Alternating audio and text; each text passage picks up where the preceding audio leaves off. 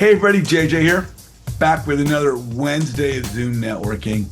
And the young man we have on as our guest speaker today is not my son, like other people thought he might be, but he's one of the more of these rising rock stars in the sub-two creative finance real estate community. If you've been on my calls, you've heard me mention Pacey's name.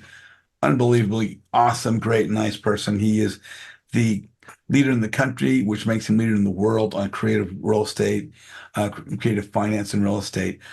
Pace's Substitute community is by far unparalleled as the best educational platform in the country today, bar none. Our guest speaker today, this young man is just one of the nicest guys I've happened to ever freaking meet. He started as a real estate student, became an investor, an entrepreneur, and now is a very highly respected and successful member of the Substitute community, my good friend, Mr. Rick Sheldon. How you doing, Rick? Hey, I'm doing well, JJ. Thanks for having me on again. Oh, it's a pleasure, bro. I love your smile, man. You're always bringing happy. You just bring joy into the room, which I think is phenomenal. For those who don't know you, where in the country are you located? I am in Michigan, right about here, on the highway, Yeah. I-94 between like Chicago and Detroit, right halfway in between. And you're not far from Cleveland either at that point, right? Luckily, because I got some properties down there that need some attention. Yeah, I'm already investing in Cleveland, so maybe we should talk about Ohio a little bit sometime. Hmm. Um, so real estate, that's how we met through Sub Two, you know. Um, we all get started, I say this every week. We all get started a different way. You're still a very young man. You're nowhere near my end of the age spectrum, which is 143 years old. But I look good for my age too. But when you were a young guy in high school, going into your teens to your 20s, high school to college kind of a year, part of your life, was real estate on the landscape for you? And if it wasn't, what were you doing in high school? Was real estate something of your awareness back then?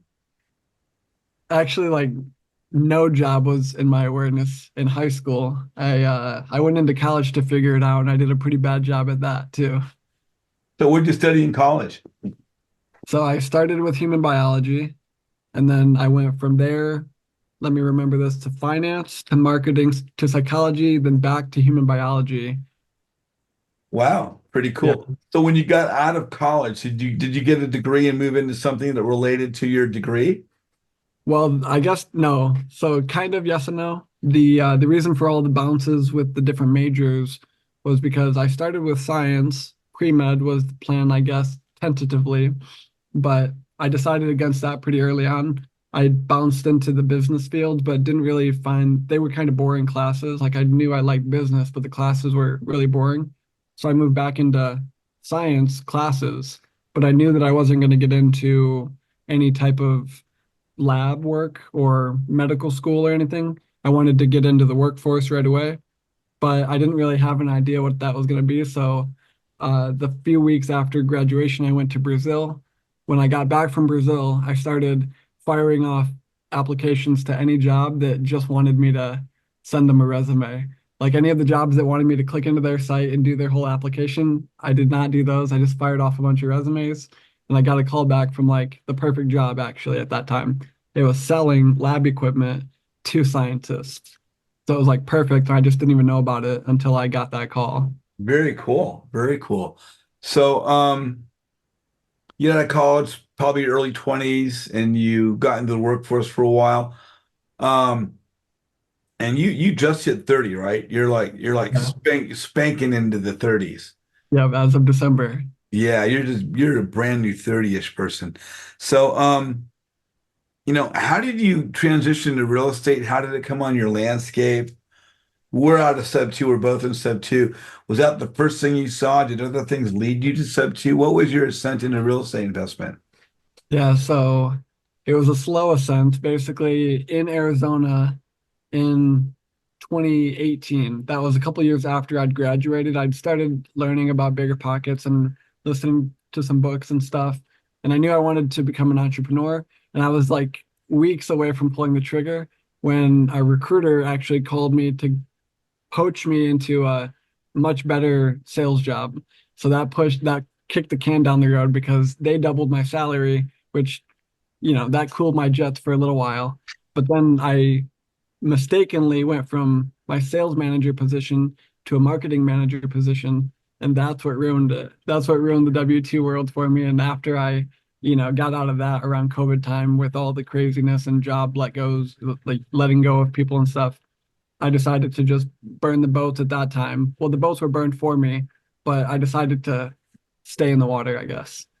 I'm just going to ask, how did you find out about Patient Sub 2? Was it through bigger pockets, through somebody else's social media platform, Jerry Norton? I know he's been on with a number of people's Yeah, platforms. actually a much lesser known guy, but I love the guy. He's awesome, and I'm so grateful for both that podcast that showed me paces, but also like I've met the guy in Puerto Rico and hung out and just had a great time. Jory Olson, he has a podcast. It's creative focused, and I stumbled upon his. He interviewed Pace, and as soon as, within a couple of weeks of finding Pace, I was in sub two. Now, did you get into Sub 2 like before there was 1,000 people? You were in before me. 1600. So I'm not quite I'm basically an OG now, but at that time there was a smaller group of OGs and I didn't quite qualify. So you came in right after me because I came in at about 1,200 people. Nice. So have you met Pace in person yourself? Hmm. Yeah, just a Guy, couple things.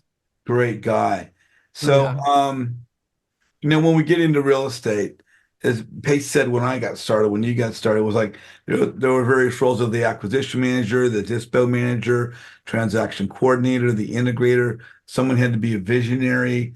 Hmm. Um, what role did you see yourself walking into? Were you in the beginning wearing all the hats yourself? Well, the first thing I did was I actually followed the TTP program to a T without being in it. I got the caller, I gave him a list and a dialer. I was tackling it with him, and he would generate leads. And we were doing the whole, oh, I'm just calling you out of the blue script that would, definitely doesn't really work all that well anymore because it's been beaten to death.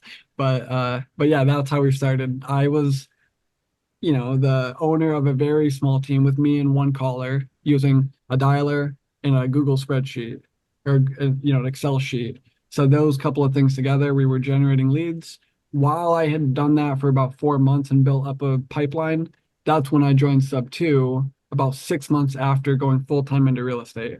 So I went into real estate full time. I did about 4 months of lead generation with no deals, joined Sub 2. I won't attribute it all to Sub 2. That's why I wanted to point out I had been developing my sales pipeline for a little bit there. But Mhm. very soon after I joined Sub 2, I got my first deal, my second deal, and just went from there. How long have you been in Sub 2 now? How many months, years? I think I'm in I, about 3 years, so you're yeah, probably, I just hit my 3 year mark on February 21st, just about, 8 days ago, a week ago, I hit my 3 year mark. wow, it's pretty crazy. It puts me in Yeah. about 3.5 years. Just maybe that we're still allowed to be in there after 3 years. That's awesome. So, your topic today is automating your lead flow systems. Mhm. We've got some experienced investors on the call today. We have some brand new investors on the call today, and watching on YouTube weeks and months down the line, the same thing. Automating systems, automating your lead flow systems. For those that are brand new, what is a lead flow system? Yeah, so I tend to speak in exactly that. I call them lead flow systems. And what I mean by that is a strategy. How do you get leads intentionally? So sure, you can go network with a ton of people. That's a lead flow system. Networking, JV business model, wholesaler deal intake survey to get leads in and then work the leads with them. That's a lead flow system. Another example is using direct mail to get motivated sellers to call into your phone line or your CRM.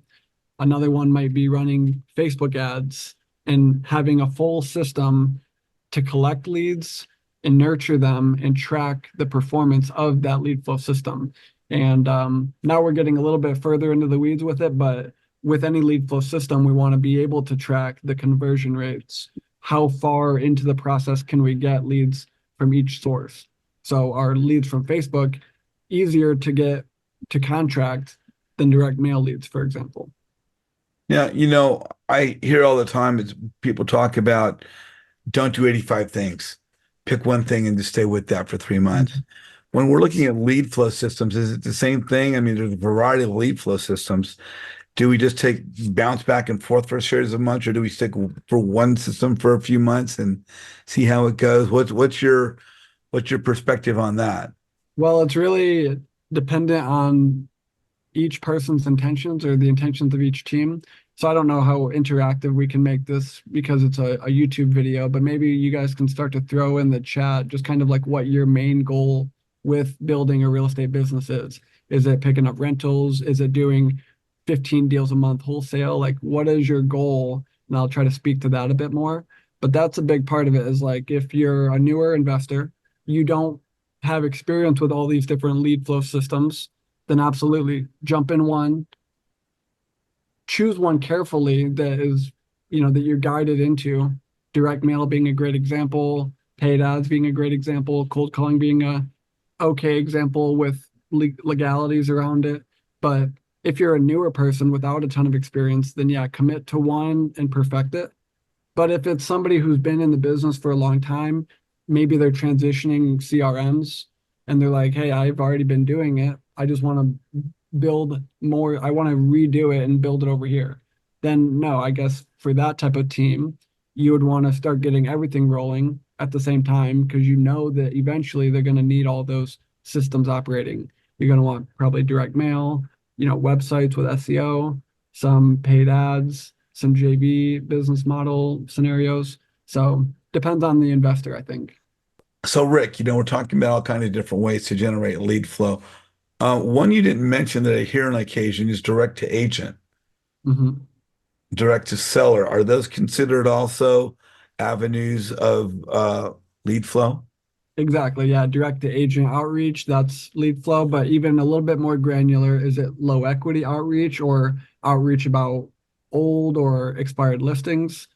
Or is it general outreach where you're just introducing yourself to agents to start building a relationship and then eventually that will bear fruit? Or is it a combination of both where you're initially reaching out about low equity listings, but taking some of those and putting them into a nurture sequence to then collect deals over time? So yeah, direct to agent is a big part of the lead flow system conversation.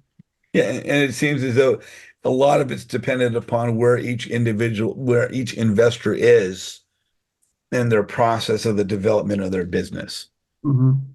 And of Yeah, course, because direct to agent outreach is generally almost free. If you have a tool like PropStream, for example, PropStream being a tool that you can go on and pull data related to properties that tend to be lower in equity. And then when you export that list, you can actually have the agent's information, like the agent's cell phone, the agent's mm, email. So there is no cost of skip tracing the agent list sometimes, whereas direct to seller does have the added expense of skip tracing the list because when you export it from that same type of platform, it does not come with contact information. okay. Um, and you mentioned PropStream, and I've heard PropStream before. Um, do they have a particular type of application or value where they're more applicable to one style of lead generation than another? Privy does. Privy, being kind of a competitor to PropStream, is geared towards direct to agent. PropStream, I'd say, is pretty well balanced. It's just a good property data tool, so you can use it for either lead flow channel. Okay, so how do we automate these lead flow systems? You've talked about the different types of how do we automate them? What does one do or consider? What should one be aware of? Mhm.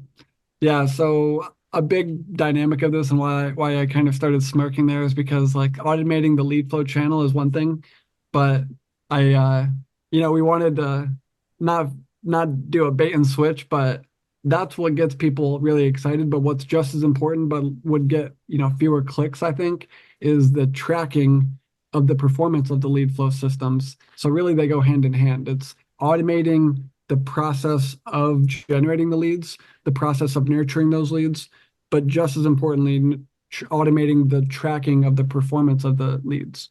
So, Now, is yeah. this involved in For those that are new, they might not be aware of the term, but of a CRM.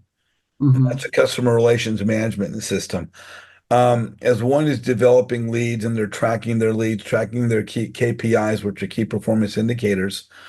Um, are these things usually centered around a CRM? Yeah, usually. So there's a really popular CRM in this industry called Go High Level. Go High Level is a platform that there's a ton of additional CRMs built off of. So Go High Level is a bit like a blank canvas with a ton of powerful capabilities. Open Dispo, for example, is my version of it. And there's a lot of other people who have built out really cool versions of Go High Level.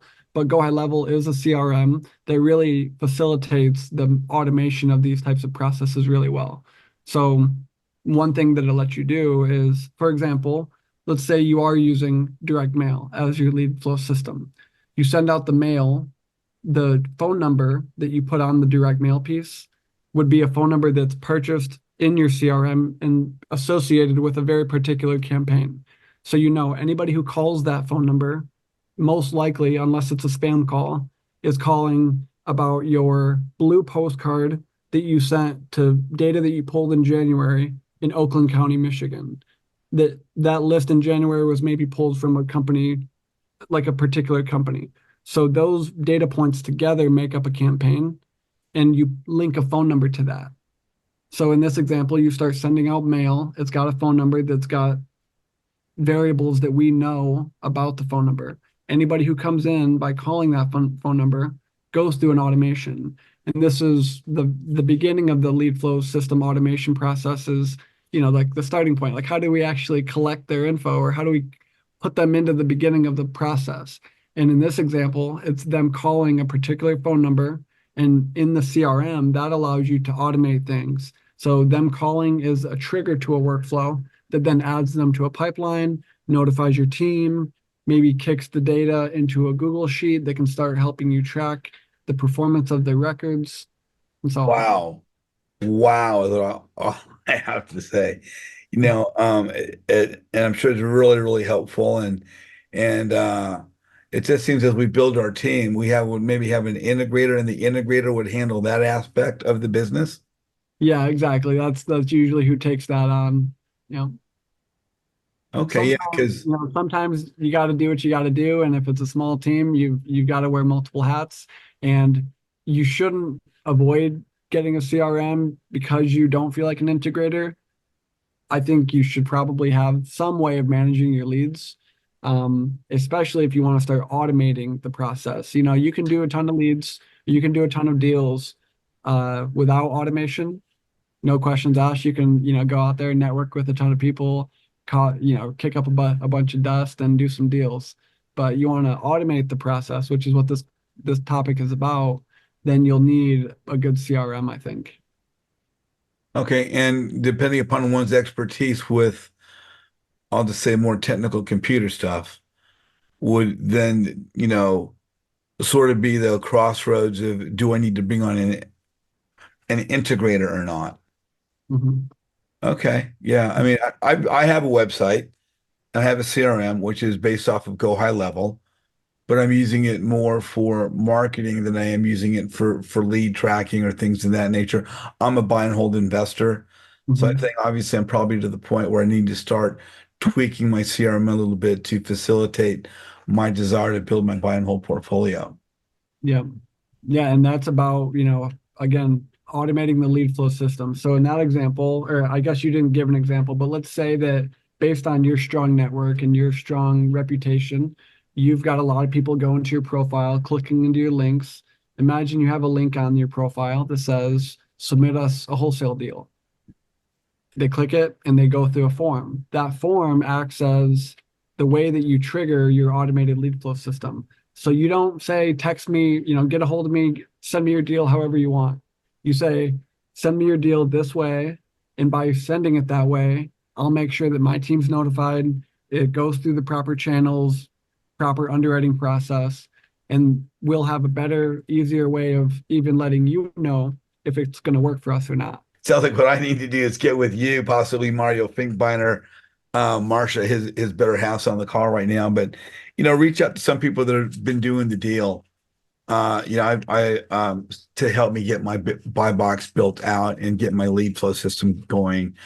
Because the one thing that I have done is built my network. Hmm. And so we talk about no sense in building your business if you're not building your network, because when you do that, you've got your network built, you got your business built, but there's no one to do business with. I've Yeah. kind of done it backwards. I've got this network of people to do business with. Now that I have that set up and have my credibility set up, now I need to start, as I like to say, squeezing juice from the orange.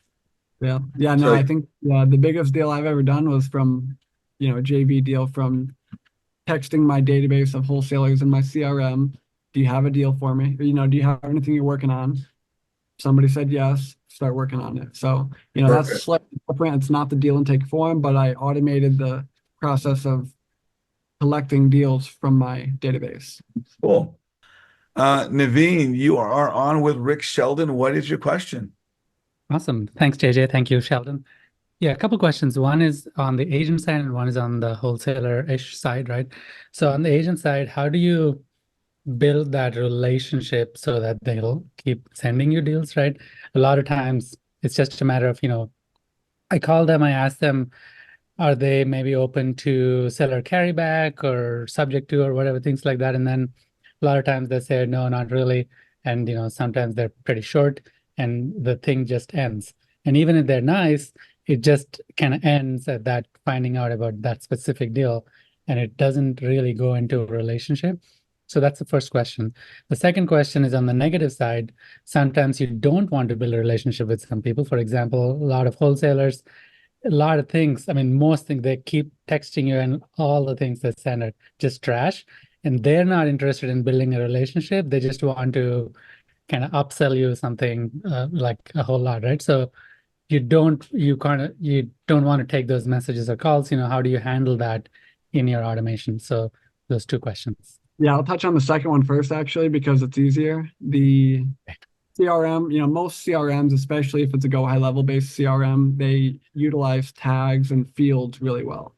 So usually you can use a tag or a field. I use a field in my situation.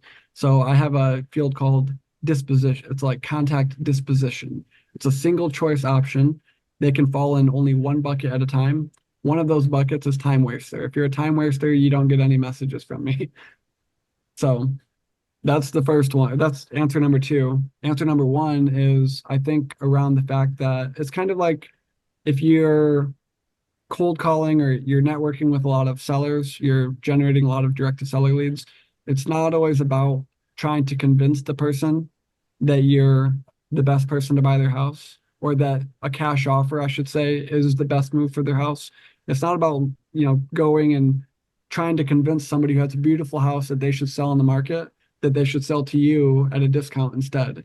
Instead, it's more so about connecting with enough people that some percentage of them are in the situation that you can best solve. Like a cash offer is a great solution for a lot of people. Those same people may not have the option of selling on the market.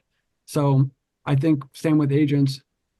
It's not necessarily about forcing them to want to send you deals as much as it is about networking with enough of them and throwing enough of them into an automated nurture sequence that some of them are awesome. And every time they get pinged, hey, do you have a pocket listing available? Hey, any flips coming down the pipeline? Any fixer uppers that you have available right now?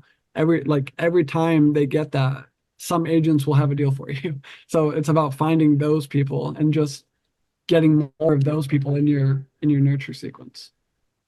Got it. So when you talk to them, you kind of ask them, or you try to find out if they tend to have those type of deals, and then kind of then put them on your CRM and keep following up with them. Is that kind of what you do? My favorite hack is not starting with the general relationship because of a couple of reasons. One, if you have just an old list of agents and that's what you're working from, a lot of them are not going to be agents anymore. I think the CFA, the Chartered Financial Analyst, they came out with a study that said 49% of agents did one deal or zero deals last year. So a lot of agents from your 2022 agent list are no longer agents. So if you're reaching out to active listings to the listing agent, much higher percent chance that the phone number is accurate and that the agent is active. So starting with an active listing workflow, automating, putting people into that, and then taking the small percentage of those people that you end up hitting it off with and putting them into a long-term nurture sequence, which pings them and asks if they have any fixers or even seller finance. You can mix the creative angle in too, but put the subset of people that you like into the nurture sequence. That's kind of the system I like. Sure. Got it. Thank you. Trevor, you're on with Rick Sheldon. What's your question? How you're doing your automation for your lead follow-up. So are you systematically following up with them? Yeah, so back to that contact disposition button. Time waster is the boring one. There's a lot of other cool buttons. One of them is discovery. You click discovery when it's a new lead that you want to familiarize with your brand. It keeps on texting and emailing them every day. You're mixing in calls alongside this discovery nurture sequence. So that's one. If they become interested, you may need to set an appointment. So maybe you click needs appointment set and activate a new sequence. Maybe it goes cold, so you click cold follow-up, activate a new. So the contact disposition button, more fundamentally, the single choice option type of button is a great way of making sure that people are in one bucket at a time. That one bucket can be used to affect the context of the follow-up messaging that they get. So for example, another great one that highlights it even better, after the offer versus before. Post offer sends them messages, hey, just following up on our offer that we gave you, what did you think about it? Hey, what did you think about, have you had a chance to think about the offer we gave you? So that's a lot different than the discovery sequence at the beginning. So using a single choice type of button to have workflows built behind it so that when you click that single button, they get communicated in that with that context in mind. Peter, you are on with Rick Sheldon. What is your question? My question is, well, I'd love to hear about your story in Brazil. And the reason why I grew up in Brazil, so I'd love to hear that sometime offline. My question to you is, if you, I don't know if you do, but if you want, I want to go after small multifamily, meaning like a 5 and above, maybe up to like 30 to 40 units. How would you go about it? I mean, I heard CoStar, it is one, but I know that program is super expensive. So Yes. if you had any insight, and I'd appreciate it. Yeah, so as far as which agents to reach out to, I don't know if I'd be the best person to ask, except the sense that I have on it is don't overthink it too much. CoStar is awesome, but just networking with agents, imagine if you're even not talking to the right agent, but by starting to talk to some agents, you ask them if they know who you should be talking to. Then you ask them if they know who you should be talking to. If you just start, you'll get into the types of conversations that you need to. But what I would recommend for you would be, do you mind if I share my screen just slightly, JJ? Yeah, go right ahead. Okay, so this is like what it would look like. We have a way of having it so that as soon as a lead comes in, you would automate the creation of the Google Drive ecosystem to go with that lead as well. And the reason I bring this up for you is because due diligence is huge in that type of realm. So there's a way using any CRM basically, along with a tool called Zapier, to build out a Zap called, or not called a certain thing, but that serves a purpose.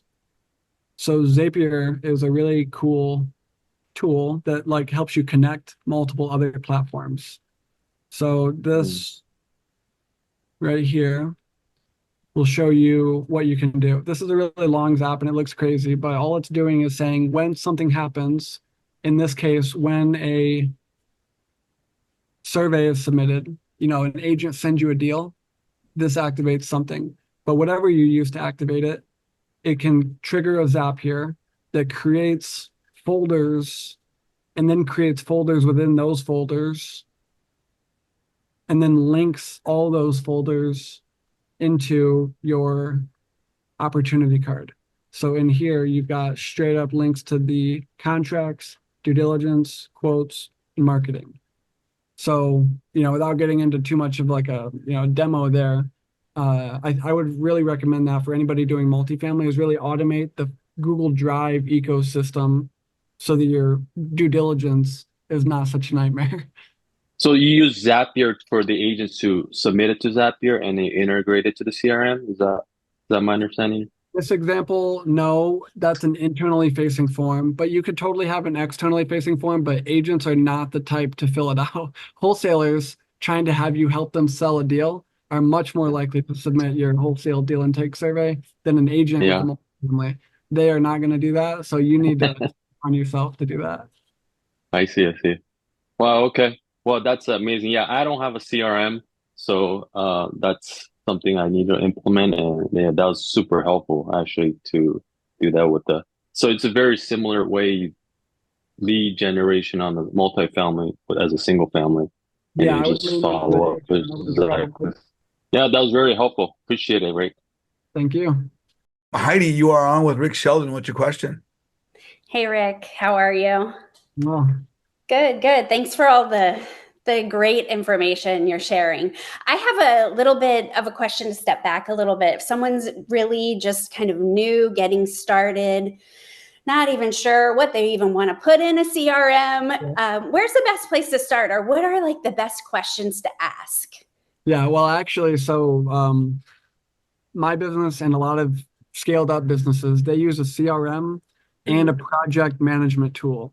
Project management tools are like ClickUp. That's the one I use that I like. Notion. There's a couple others, but project management tools are usually a little bit simpler, a little bit less capable though, but they're a little Okay. bit, they still have forms and things. So Right. ClickUp is a great example. You can still build a process around a form submission, and that Okay. can still put it into a list, and you can still do a little bit more. And that's kind of a baby step into automation. And I think a Okay. project management tool is, like I said, I use that in addition to the CRM. So you won't be wasting any time getting started on that tool.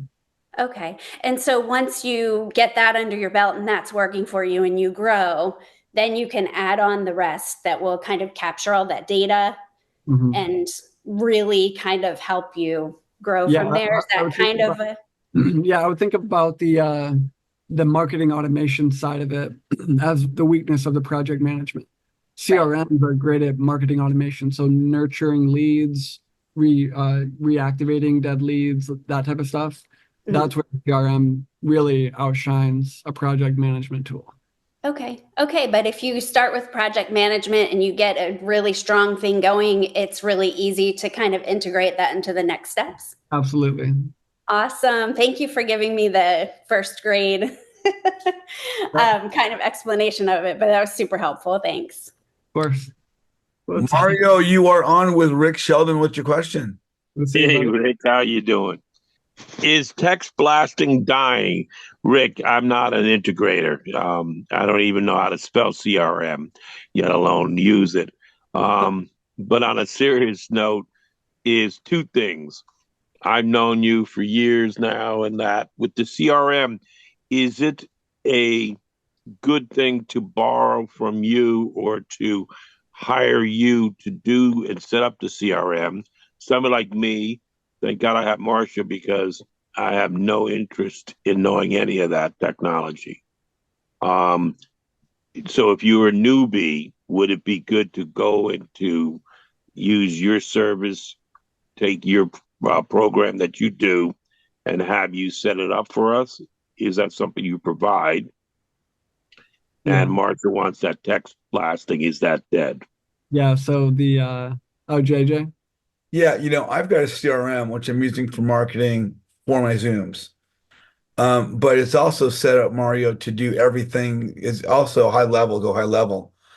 But I've not yet squeezed the juice from that orange. But as that's been conveyed to me, not only can I send an email with the push of one button to 4,000 investors, but with the push of one button. And now, because of the FCC, there's certain regulations about doing text blasts, and they need to know that's coming from a legitimate business that's tied to the CRM.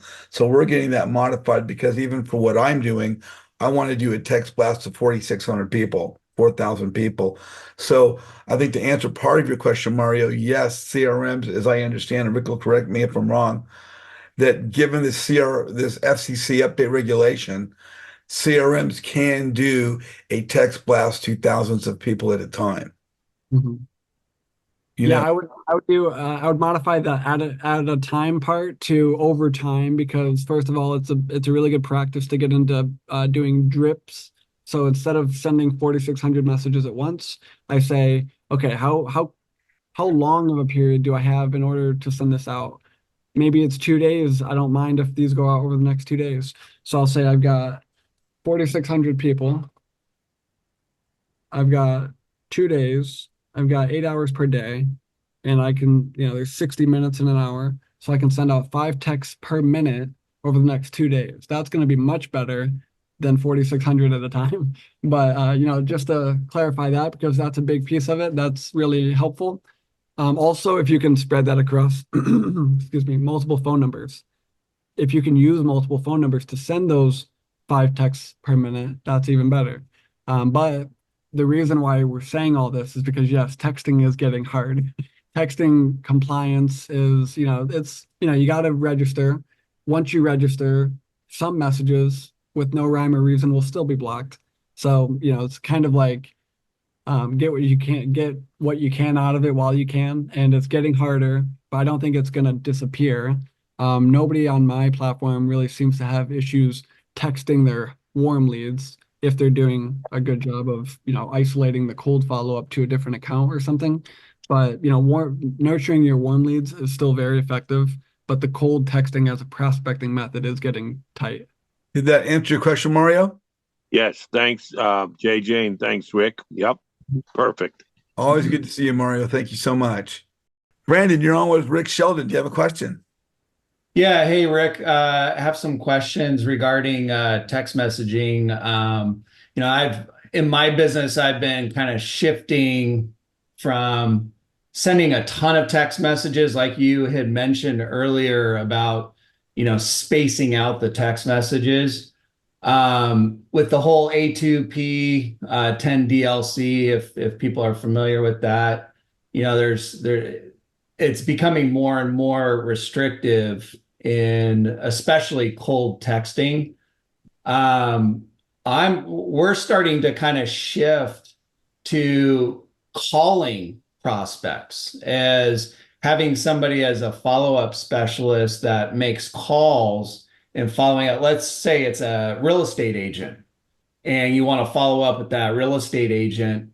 A lot of the carriers are blocking certain text messages based on certain keywords. Hey, do you have a property available? The keyword property may get blocked. Cash offer is another keyword. What are you doing to kind of adapt to the A2P regulations that are going on right now? And are you incorporating making calls, or are you still using text messaging exclusively? There's a lot of things to touch on there. So one is shifting towards inbound is a great idea. Inbound I love for more reasons than just texting compliance. The quality of an inbound lead over the quality of a texting lead is night and day. So there's a lot of reasons why, and the fact that it works so easily with the AI chatbots. If an inbound lead comes through a paid ad and then you use a chatbot to book that into an appointment versus booking a cold homeowner into an appointment, it's almost automatic booking an inbound lead into an appointment through a chatbot. So it's just simpler. They're higher quality leads. You're dealing with the compliance issue, less skip tracing as well, almost no skip tracing. So there's a lot of reasons to shift towards inbound overall. Some really effective methods are working, running your own ads if you're good at that, working with a PPC agency. I say PPC over Google, or I'm sorry, over Facebook ads, because a lot of my clients have split tested both and leaned into Facebook, or leaned into Google over Facebook based on lead quality. So running your own ads, working with a PPC agency, running with a PPL company where you set a budget and they send you leads on a basically one-off basis at a predetermined price or on an auction type of scenario. anyway, getting these inbound leads through paid ads, through direct mail, through referrals. I think those are all amazing ways to shift your business or just bolt onto your business as well as texting is getting harder. But as I don't want to, throw in the towel yet. What we do in the meantime is we use multiple sub accounts. So imagine you have two CRMs that you can just toggle between. So it's not like two fully separate systems, but two instances of one system. And then imagine that contact disposition button that I mentioned earlier exists in both accounts and they mirror each other. And when you update it to one in either account, it stays in sync in both. And then depending on which disposition is selected, maybe it's cold follow-up. When you click cold follow-up, whether it's from account 1 or 2, because it's cold in nature, you want to isolate that messaging to come from the sub account, not your main seller leads account. Because if you do notice issues with your main leads, hot leads, that's usually because you're commingling, you're doing prospecting, or you're doing slightly, and maybe not even prospecting, but you have a ton of cold leads. And even those leads that used to be hot, but they turn cold as they're being nurtured, if you have too many, if Verizon notices too many people opting out, they will block your messages to Verizon customers, even who are responsive. So if you have different sub accounts, ideally with different EINs tied to them, then you isolate the cold messaging and the prospecting to come from colder accounts. You protect your main account. That's the current gold standard as I know it. So basically, if the cold account were to get shut down, you're not using your main account. Got it. Okay. And then are you doing any sort of call follow-up? So, or are you just strictly? Oh yeah, can I hop in? I'm Okay. sorry. I wanted to touch on that. That is, if you're not calling your leads. Well, yeah, like follow-up. Like not follow you. So I'm not saying obviously you. a lead comes in, you want to talk to them on the phone. You don't want to be texting them. You're just going to burn through your leads. Yeah. But let's just say a lead says, "Hey, I am very interested in selling, but it's going to be another couple of months." So you want to continue to follow up with them. Are you following up using SMS? Or are you following up, giving them a call, or are you doing a combination of the two? Yeah, both. You have to do both. Well, you don't have to text. If you're scared of texting, you think it's dying, you could get out of that. You could email. But the point is, calling should not go anywhere. I'm the AI guy. People come for me, they want to automate their whole system. And no, it's like the teams, more importantly than me knowing how to implement a chatbot, is me being I can see into 100 different client accounts and see what works and what doesn't work. The teams that are crushing it are making a ton of calls. Yeah, right. And do you have a team of people that are following up, or is it you on the phone, or? Me personally, I focus at the moment on Open Dispo and supporting other investors in their businesses. So my team does not do this. But like I said, I have the visibility into the teams that are crushing it and the teams that are not. And the teams that are crushing it, like that's one thing that you just can't get away from. You cannot get away from calling your leads. And to your point, yeah, the cold ones, maybe you call less, but everybody should have some kind of call scheduled. Right. Well, great. I appreciate it, Rick and JJ. This is awesome. So, Rick, hey, I got two last questions for you. I think you just crushed it, man. Great value brought to the call today. So, Rick, if people want to connect with you either off the call today or weeks or months down the line from YouTube, what's the best way to reach you? Would it be your MySpace page or your TikTok or? Yeah, no. So my phone number is here on the screen. It's 480-221-7313. That's my personal cell phone. So you'll get the blue bubbles, not the CRM bubbles And even. you do have a Facebook page they can contact you on? I do have a Facebook. Just search my name, Rick Sheldon. I'll be wearing this hat. Okay, and they can just send you a message, if not add you as a friend. You also use Instagram, is that correct? I sure do. And you have a website as well? Yeah, so the main website for the company is opendispo.com, but the website that you can go to connect with me is right here. It's rick.opendispo.com. If you guys go through, every other one of these links is basically a lead magnet for myself. So hopefully you guys get some value. Maybe a good example is the third button there, discuss KPIs with an AI chatbot.